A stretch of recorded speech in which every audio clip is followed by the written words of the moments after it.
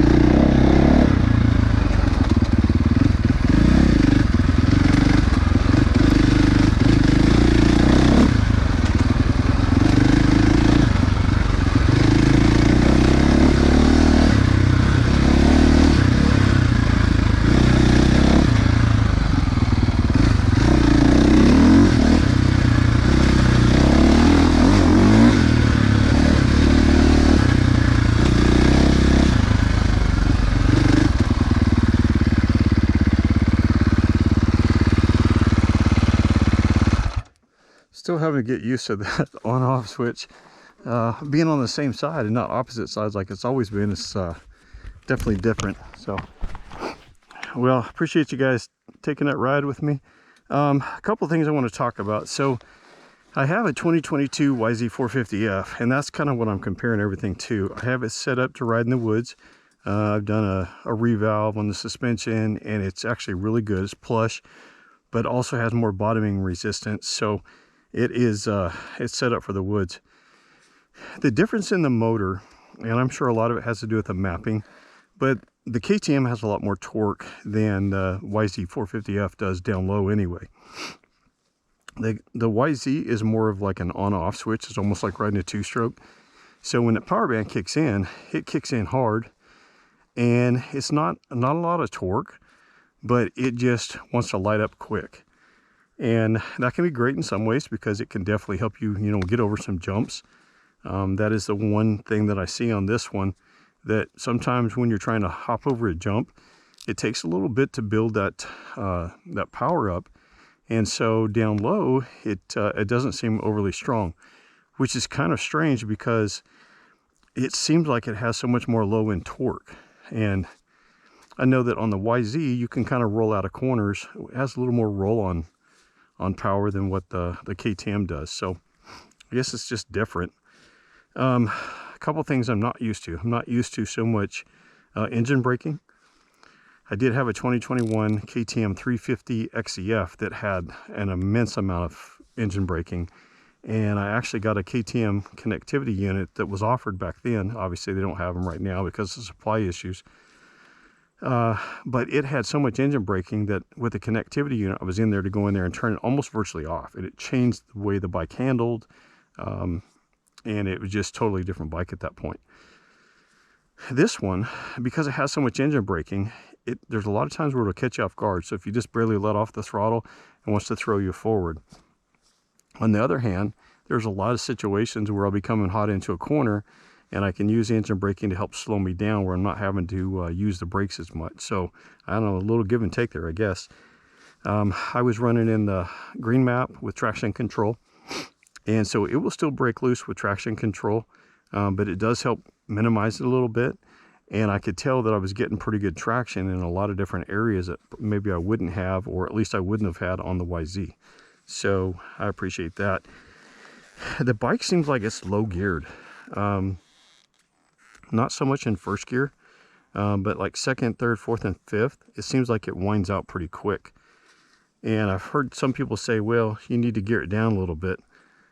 And I don't know. I don't know that I'd want to gear it down, especially for out here in the woods. Maybe on a motocross track it'd be different because, you're not typically not going over 40 or 50 miles an hour anyway.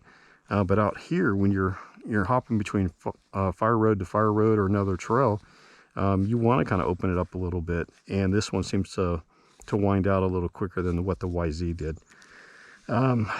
This one, very well balanced. I feel more comfortable riding trails than what I did on the YZ. And I know that this one actually turns better. There's a lot more lean angle traction. And so I do appreciate that. I had seen that in reviews, but I just had never had experienced it yet. So I do appreciate that. Obviously there's a little more vibration. Now the YZ typically has no vibration at all. This had a lot of vibration when I first started. I'm like, man, that's going to take some getting used to. And then I'd watched some other reviews. Swap Moto Live had done one talking about putting on the Pro Taper bars, and then Don Mayada talked about the ACF bars. And so the ACF bars have a carbon fiber insert, and it's amazing how much vibration it actually takes out of the bike. I did put the ODI lock-on Rogue grips, and they're a little thicker and a little more padding, so that probably helps a little bit as well. I mentioned this in another video, the Akrapovic slip-on exhaust, and I don't think I need more power. Maybe a header pipe would have helped a little bit and give it a little more of that, it would pick up a little quicker, because that's one of the things I noticed on the YZ is that when I first put on, I tried to slip on a YZ one time, and what I found was I lost a little on the bottom, but it picked up a little in the mid